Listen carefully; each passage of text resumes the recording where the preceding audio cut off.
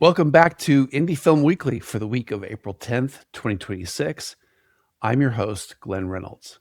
This week in theaters, we've got a dark art world comedy about siblings trying to manufacture an inheritance before the paint is even dry.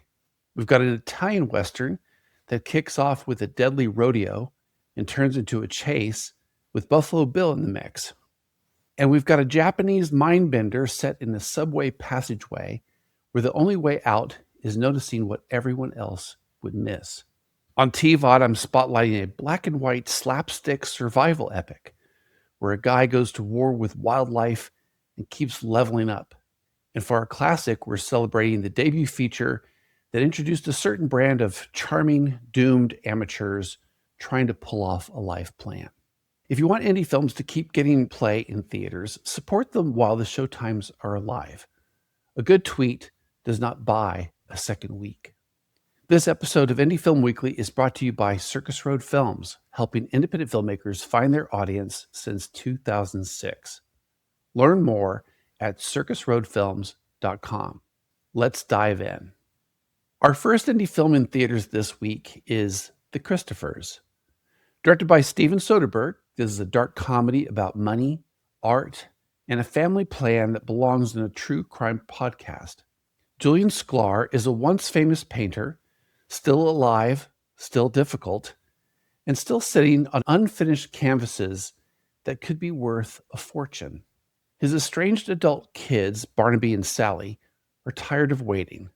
So they hire Laurie Butler, a gifted art restorer with a past as a forger, to finish the abandoned paintings and turn them into an inheritance. The job is not just paint by numbers. Laurie has to study Julian's old work, mimic his choices, and make the new strokes look like something he meant to leave unfinished. The plan sounds simple until Julian gets involved, because Julian is not a passive corpse in waiting. He has pride, he has taste, and he can smell a hustle from across the room. What makes the setup fun is the triangle. The siblings trying to stay in control, Laurie trying to do the job without getting swallowed by it, and Julian treating the whole thing like an insult and an invitation at the same time. Ian McKellen plays Julian. Michaela Coel plays Laurie. This one premiered at the Toronto Film Festival, and it's built around people talking, scheming, and revealing who they are when money enters the room. Our second film in theaters this week is Heads or Tails. Directed by Alessio Rico de Righi and Matteo Zoppi, this is an Italian Western that starts with a stunt of history. Buffalo Bill's Wild West show rolls into Italy, selling the myth of the American frontier like it's a traveling religion. The locals show up to watch the Americans ride, shoot, and swagger, and the event climaxes in a rodeo challenge against the Buttery, the Italian cowboys. The contest turns deadly, and in the chaos, a young woman named Rosa makes a break for it with Santino, the local rider who bested the Americans. Their escape is part romance and part survival, because once bodies drop, somebody wants a culprit, and somebody wants a bounty. John C. Reilly plays Buffalo Bill not as a simple hero, but as a showman with a brand to protect and a story he refuses to let go of. Rosa is stuck between the life she is supposed to accept and the one she is trying to steal. Santino becomes a target, and the chase across the countryside turns into a question of who gets to write the legend, the people living it or the man selling the tickets to it. The film premiered at the Cannes Film Festival, and it has that playful spaghetti Western energy where fate can hinge on one choice or one coin flip. Our last indie film in theaters this week is Exit 8. Directed by Genki Kawamura, this is a psychological puzzle film set almost entirely in a sterile underground passageway that looks like it belongs to any big city subway system. A man realizes he is trapped in a loop. The corridor repeats, the signage repeats, and the only way out is to follow a set of rules that feel like a test you can fail with one blink. If you spot an anomaly, turn back immediately. If you don't spot one, keep walking. Reach the door marked Exit 8, and you're free. Miss a single detail, and you're sent back to the beginning. The movie builds tension from attention itself. You start scanning the frame the way the character does, hunting for what changed, what moved, what feels slightly off. Kazunari Ninomiya anchors it as the lost man, and he plays the mounting frustration in a very human way, because nothing is more maddening than being sure you were right and still being wrong. Kawamura adapts the premise from a video game, but he treats it like a cinema experiment. It's simple, exact, and strangely hypnotic. It premiered as a midnight title at Cannes, and it's the kind of film you leave discussing because everyone noticed different things, and everyone is convinced they would have escaped faster. So in theaters this week, that's The Christophers, Heads or Tails, and Exit 8. Our spotlight film on TVOD this week is Hundreds of Beavers.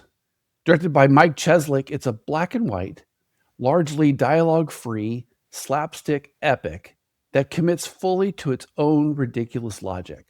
The hero is Gene Kayak, an Applejack maker, who gets wiped out by winter, bad luck, and a wave of mischievous wildlife. With nothing left, he turns trapping into a survival job, then turns survival into obsession.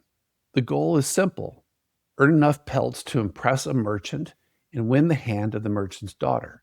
The problem is the forest is basically a cartoon battlefield, and the beavers are not cute.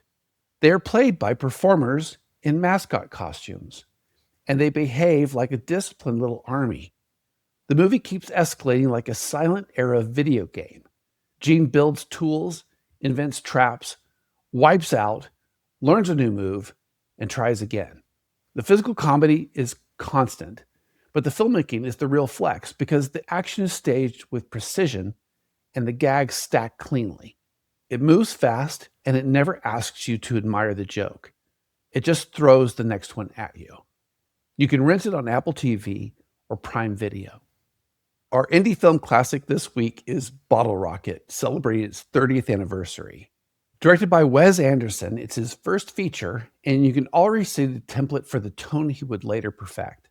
Anthony has just been released from a mental hospital and is trying to rejoin real life. His friend Dignan has a different plan. Dignan wants the two of them to become professional criminals, even though his experience level is basically a notebook full of rules and a lot of confidence. They rope in Bob, their friend with the skills they actually need, and start pulling small jobs that feel like practice runs for a bigger destiny. The charm is that the guys treat their own lives like an adventure story, while everyone around them reacts like, "What are you doing?" Luke Wilson plays Anthony with a sweet, hesitant sincerity. Owen Wilson plays Dignan like a human firecracker who cannot stop pitching the next step. Anderson keeps the crimes minor and the consequences real enough to matter. There's a motel heist, a misguided attempt at a grand scheme, and a constant sense that these guys are chasing a version of themselves they want to believe in. It's funny without being cruel, and has a real affection for people who are not built for conventional success. If you've only seen Anderson's later films, this is the Roots version. Looser, warmer, and still very precise. You can rent it on Apple TV or Amazon Video. And that wraps it for the April 10, 2026 edition of Indie Film Weekly. If you want to support the show, do the stuff that actually helps. Subscribe so you never miss an episode. Share it with a friend who always asks for recommendations. Rate it, then leave a quick review because that tells the apps this show is worth surfacing. Until next week, keep it alert, keep it unruly, and keep it indie.